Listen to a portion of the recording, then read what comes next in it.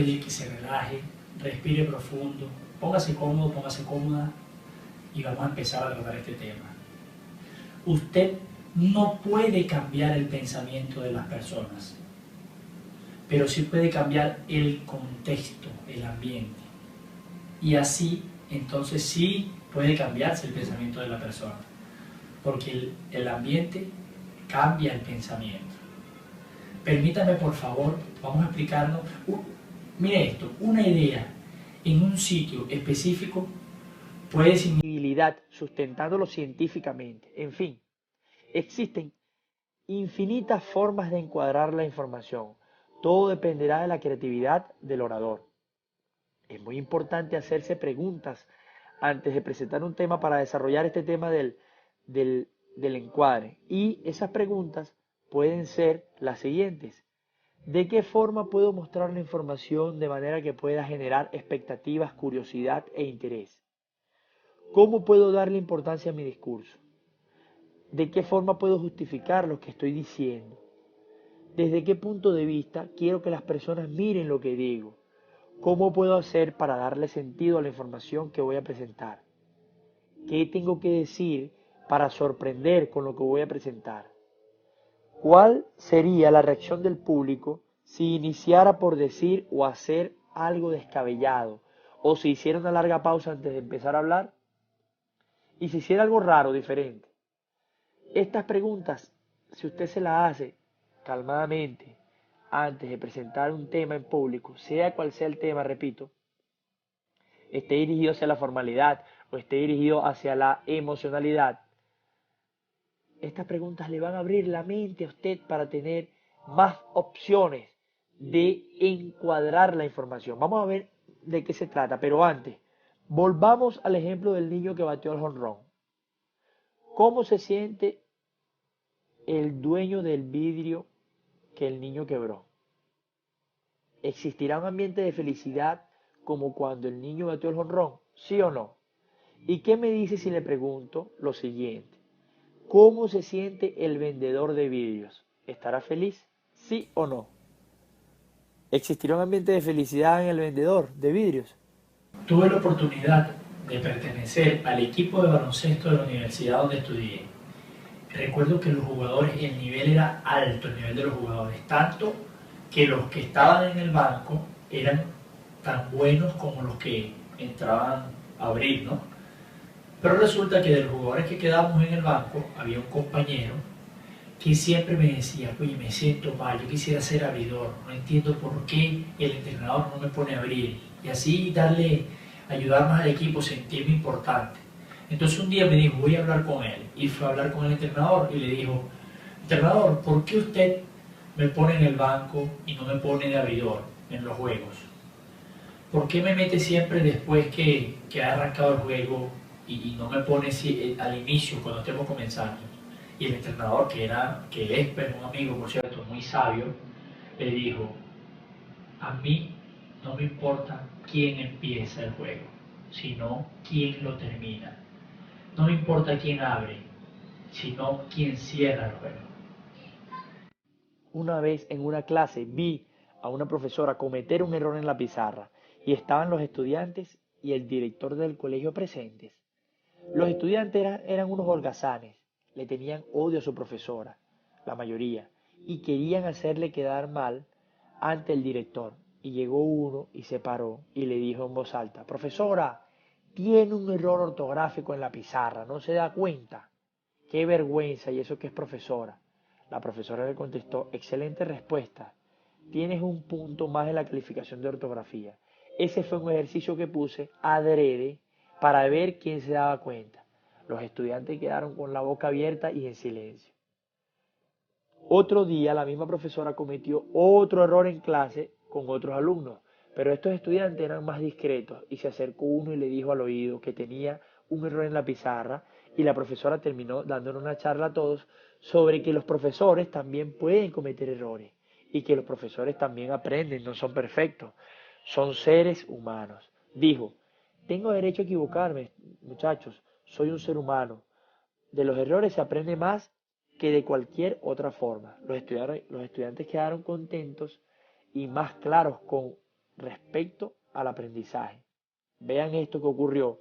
Una misma situación, la profesora aprovechó el encuadre para dar diferentes lecciones. Hay un pensamiento del genio de la oratoria que dice: cuando comprendas cómo funciona el encuadre, tendrás todo el éxito que desees en la oratoria. Sea cual sea el tema, tengas la audiencia que tengas. Solo deja volar tu imaginación. Ahora seguimos con las preguntas. ¿Qué opina usted sobre el niño?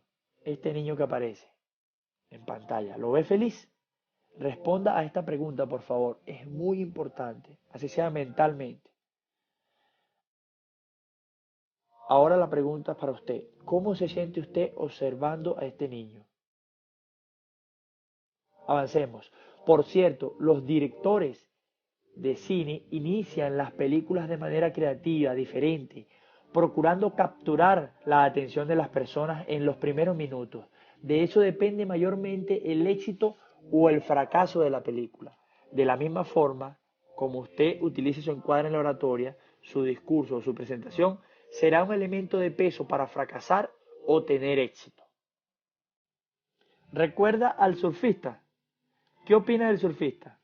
Ahora, lo más probable es que su opinión haya cambiado en la medida que hayamos puesto diferentes ambientes.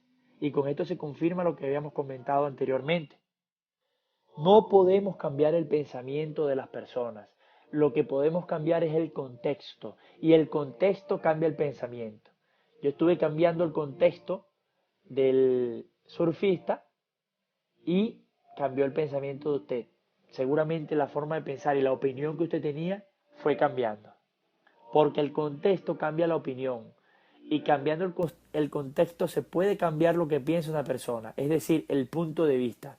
Por esa razón, la forma como conocemos algo nos puede hacer cambiar de opinión. Esto es indispensable que lo sepa un orador, porque le permite saber de qué forma quiere que las personas conozcan lo que va a decir, desde qué óptica desea que observen su discurso. Con el encuadre usted podrá escalar y mantenerse en los niveles cerebral y emocional con toda comodidad, porque el encuadre es eso, pensamiento y emoción. La publicidad, los comerciales de televisión, radio, internet, están basados en encuadres.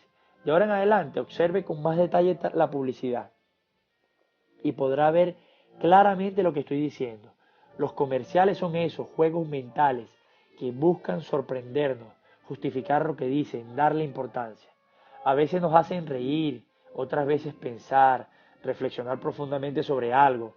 También pueden mostrarnos diversos puntos de vista y tocar nuestros sentimientos. Eso es encuadre. Una abuelita que está desaparecida de pronto aparece haciendo un trabajo de fuerza enorme y es una publicidad de un producto de calcio para los huesos. Un niño que ahorra mucho dinero para pagarle a su padre ocupado una hora de trabajo para que juegue con él. Y al final es una publicidad de un banco que dice: ahorra para lo que más amas. Los publicistas tocan nuestra mente y nuestro corazón para mostrarnos sus productos. Vamos a volver un poco atrás, donde está el niño del cual le pedí la opinión. Me gustaría que pensara en esas respuestas que usted dio con respecto al niño. ¿Qué opina ahora con respecto a este niño? ¿Lo sigue viendo feliz? ¿Y cómo se siente usted observando al niño? ¿Se siente igual que antes o cambió la forma como usted se siente? A la mayoría de las personas que les coloco este ejercicio siempre colocan borramos esto de la mayoría, borra, borra, borra, pap. Y recuerda la pintura. ¿Cuánto le da la pintura? ¿Cuánto le dio en número? ¿Recuerda cuánto le dio en evaluación? Ahora quiero preguntarle, ¿qué pasaría si yo le digo que la persona que elaboró esa pintura es Nicolas James Bugisi? Esta persona que está aquí. ¿Cuánto sería su calificación? ¿Sería igual o cambiaría su calificación? Lo más probable es que su calificación haya cambiado y también su estado emocional. A la mayoría de las personas les ocurre esto cada vez que hacemos ejercicio. Casi 100% de las personas cambian la puntuación que dieron y obviamente cambian lo que están sintiendo cuando ven estas fotos. Nicolás James Buglisi nació sin sus extremidades. Tiene una extremidad en el muslo izquierdo. Allí tiene un pequeño pie con 2 dedos. Al principio sus padres se sintieron desolados, pero Nick había nacido sano y tuvo que arreglárselas para salir adelante. Se graduó en la especialidad de contabilidad y planificación financiera. Comenzó su carrera como orador motivacional, enfocándose en los temas que la juventud hoy debe afrontar. Actualmente es director de Life Without Limbs, disculpen ahí el inglés, La Vida Sin Extremidades, que es una organización para personas con discapacidad física. Su vida ha inspirado a millones de personas. Durante el tema le he estado haciendo preguntas y cambiando el contexto para demostrar que el cambio de contexto, la forma como se presenta la información, hace que cambie el pensamiento, que cambien las opiniones. De eso se trata el encuadre, de hacer experimentar emociones y pensamientos profundos acerca de lo que voy a decir, acerca de lo que usted va a decir en su discurso. No mostrar la información así por mostrarla y ya. Aquí hubiésemos podido llegar y contar la historia de Nick Buglisi y ya, para que así sirviera de quizás inspiración, pero creo que esta forma está mejor contada y más impacto. Bueno, evaluar reflexiones y profundas emociones que seguirán sonando en la mente de las personas aún después de culminado el discurso. No sé si ha notado que el inicio del tema encuadre se realizó haciéndoles preguntas a usted y durante todo el desarrollo del tema le hemos estado haciendo preguntas. Lo más probable es que hayamos despertado su curiosidad con cada pregunta. Una vez el genio de la oratoria y yo estábamos en un evento sobre liderazgo. El genio de la oratoria le tocaba ser ponente en ese evento y le faltaba poco para su intervención y estábamos hablando nosotros en voz baja en la primera fila, donde estaban esperando así los invitados y todo esto. De pronto me dijo, voy a inventar un nuevo encuadre. Te vas a dar cuenta cuando esté iniciando mi discurso. Presta atención. Cuando le tocó subir e iniciar el discurso, empezó diciendo lo siguiente. Por favor, levante la mano la persona que ha conocido a un líder positivo. Y más de la mitad de las personas en el recinto, más o menos de 150, levantaron su mano. Y con energía, pues entusiasmo y también con cierta curiosidad por saber por qué él había hecho esa pregunta.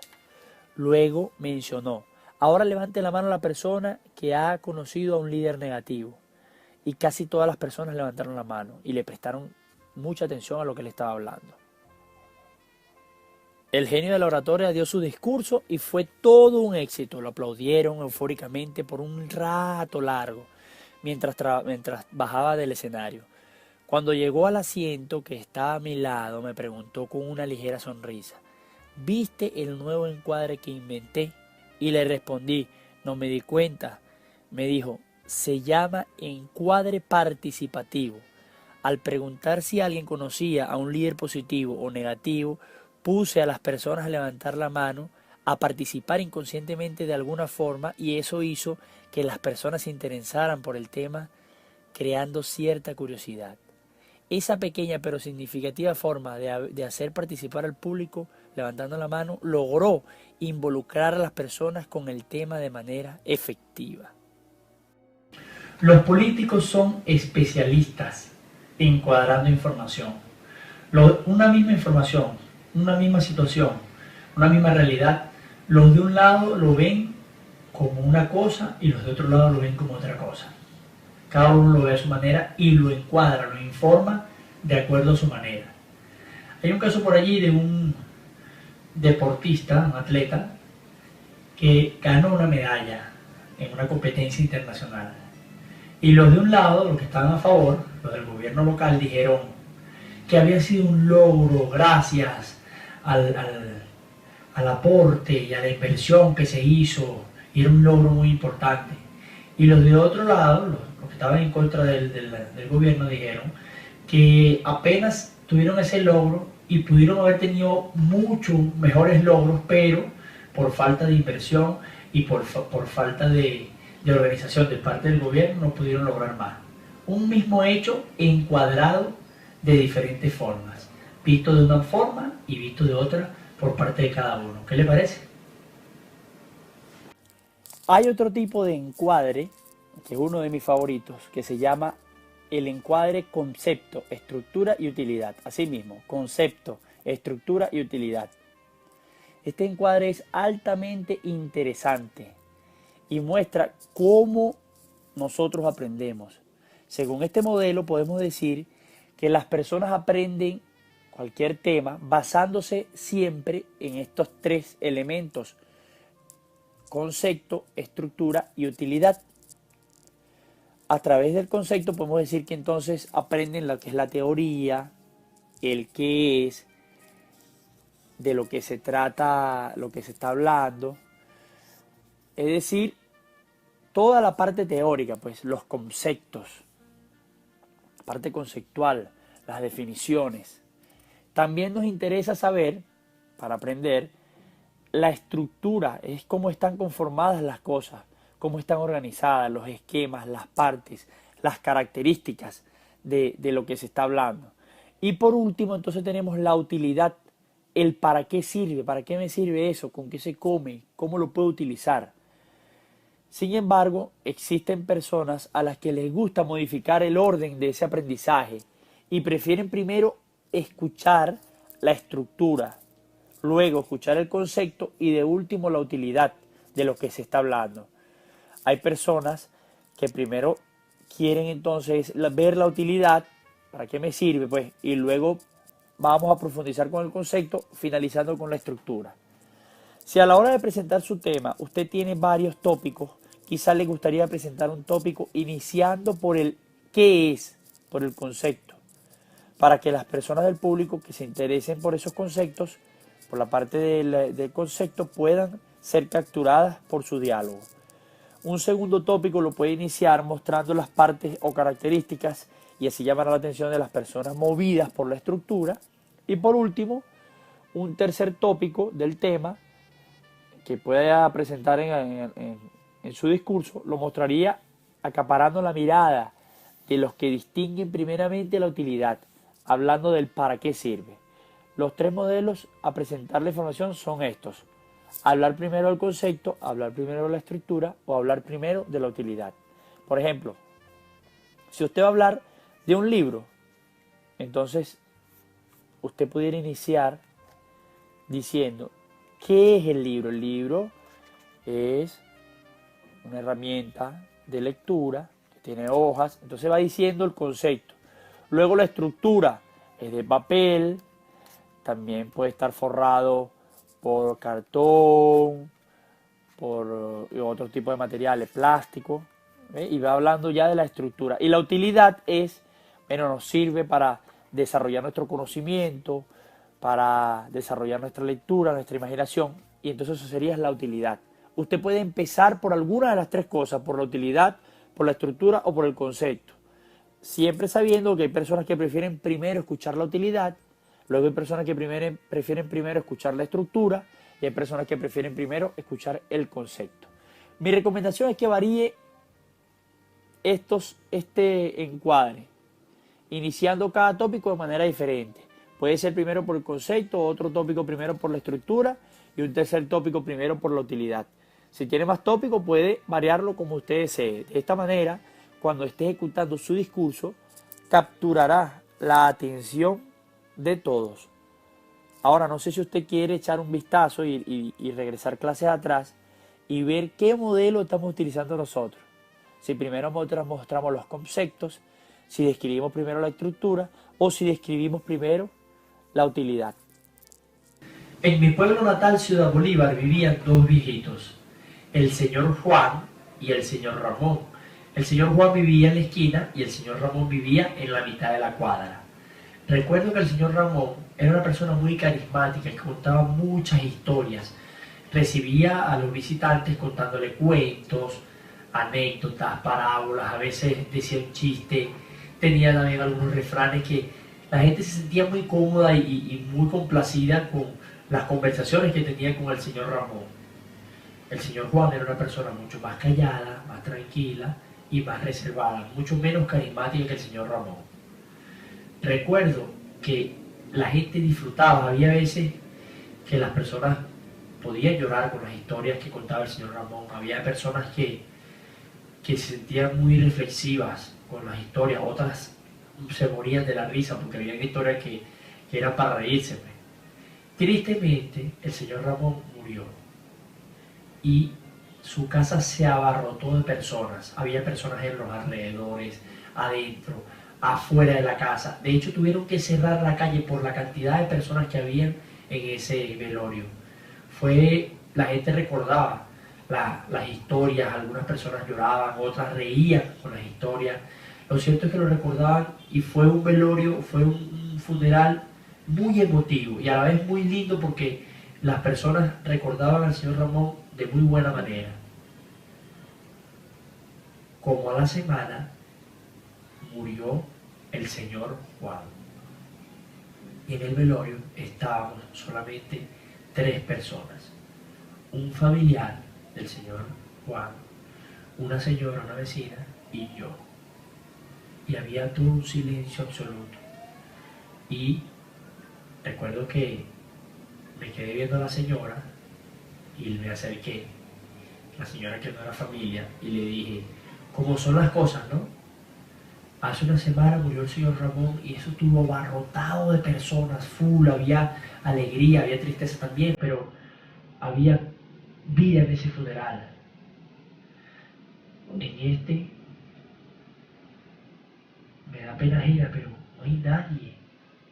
Y la señora se me acercó y me dijo, bueno, si no quiere morir solo, cuente historias.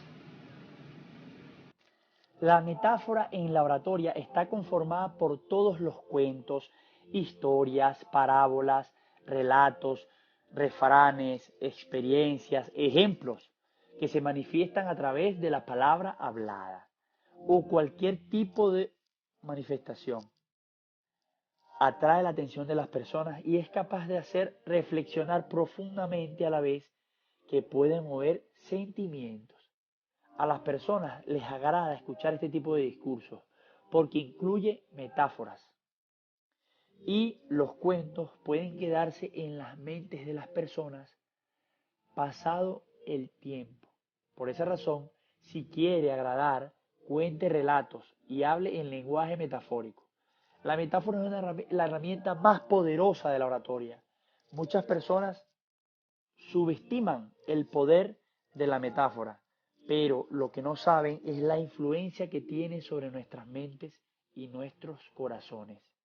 Hablando de metáfora como tema de la oratoria, yo no podía presentárselo de otra forma, sino a través de una metáfora. Oiga bien, estoy seguro que usted jamás se le va a olvidar la importancia de las metáforas, gracias al cuento de los dos viejitos. Podrá pasar un largo tiempo para que usted olvide el claro mensaje del cuento. Si no quiere morir solo, cuente historias. Y lo más valioso de todo, quedará grabado en su mente inconsciente quizás por toda la vida. Cuando usted escuche metáfora, se va a acordar de los dos viejitos. En cualquier parte donde usted se presente, de aquí en adelante, quizás hasta los últimos días de su vida, usted se va a acordar de este cuento. Imagínese lo poderoso que es la metáfora. Usted se va a acordar del cuento de los dos viejitos. No sé si usted se ha dado cuenta que durante todo el curso hemos utilizado un lenguaje metafórico. Quizás por eso a usted le ha sido un poco más fácil comprender los objetivos, los contenidos de este curso de oratoria.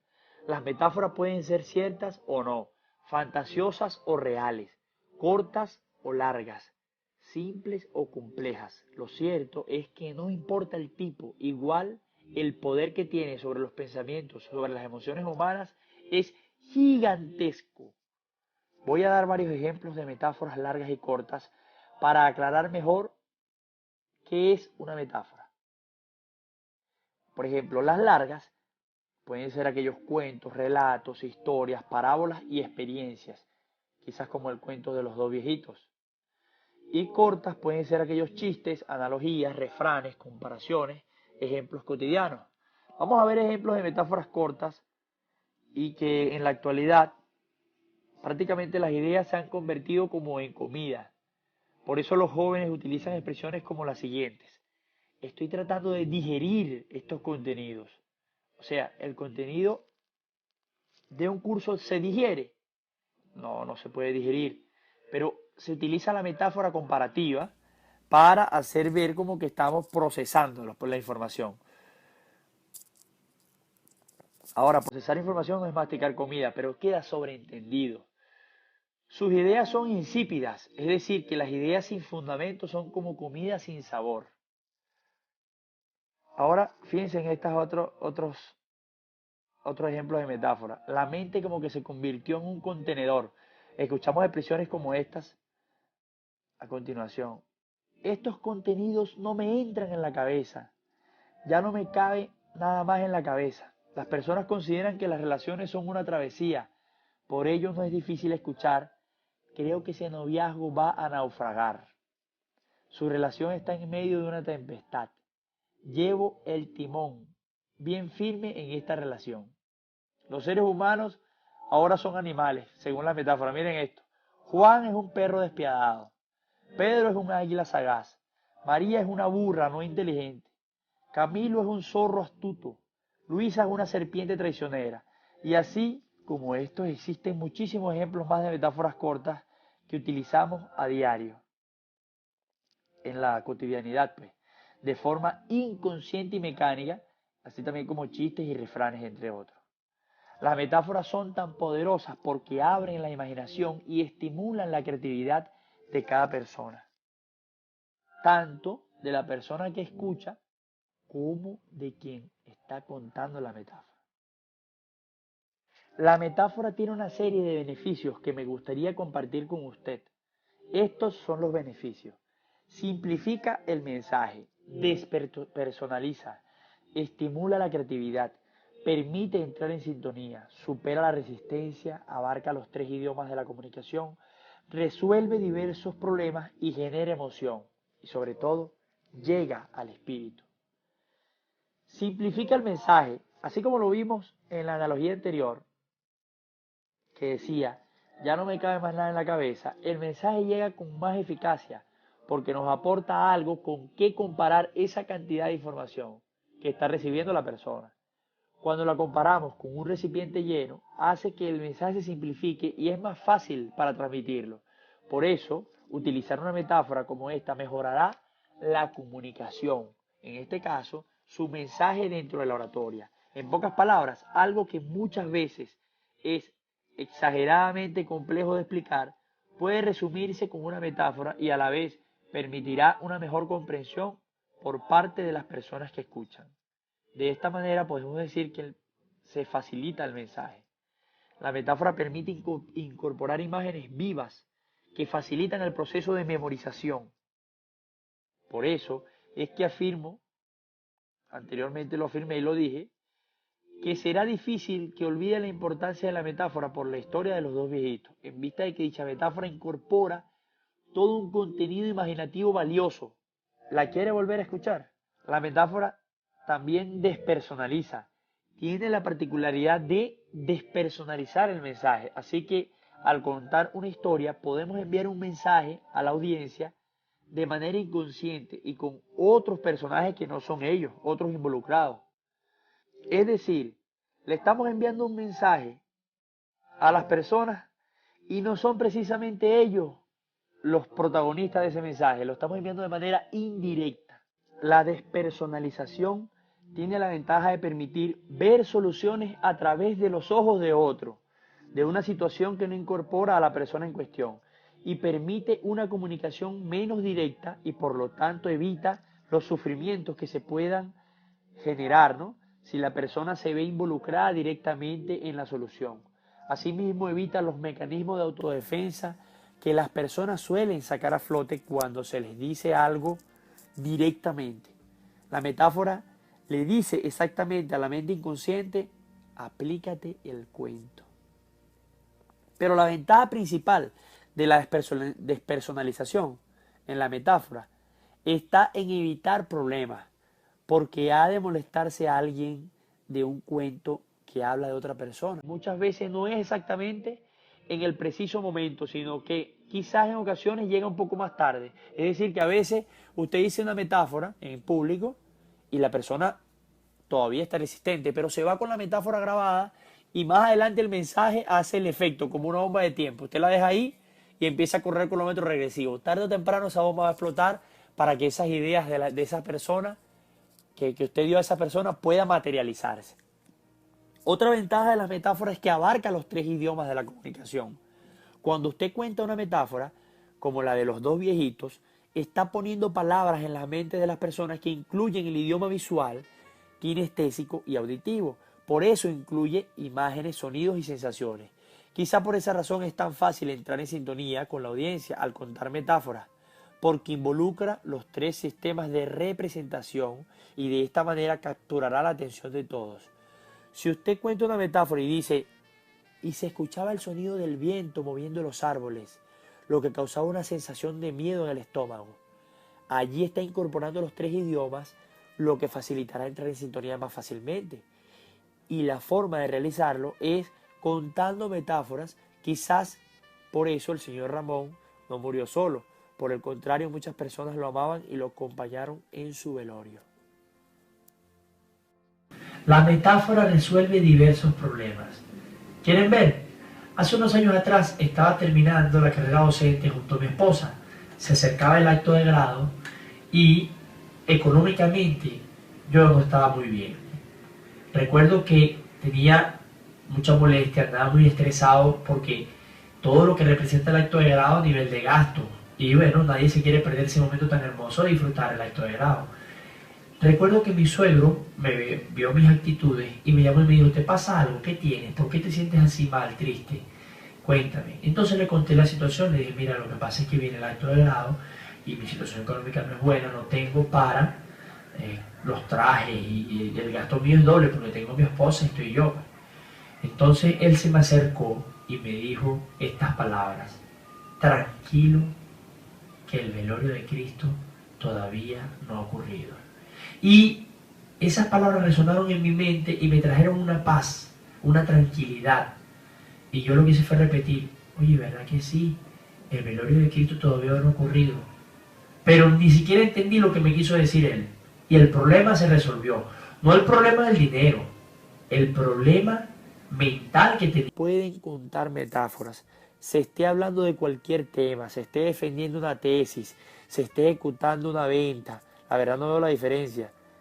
Y que me perdonen las personas, los académicos, ¿no? Si el tesista no sabe vender su tesis, no va a aprobar.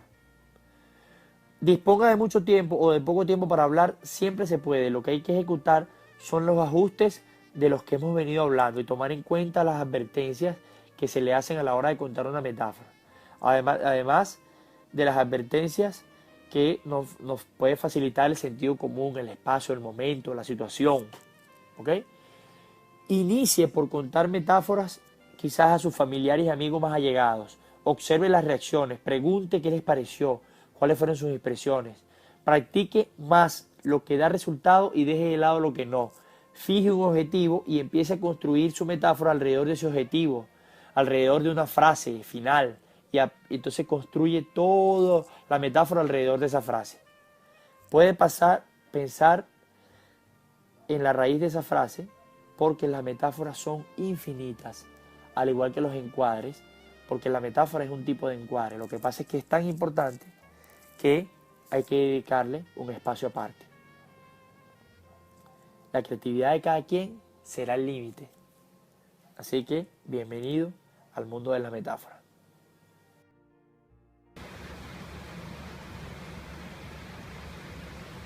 Vemos.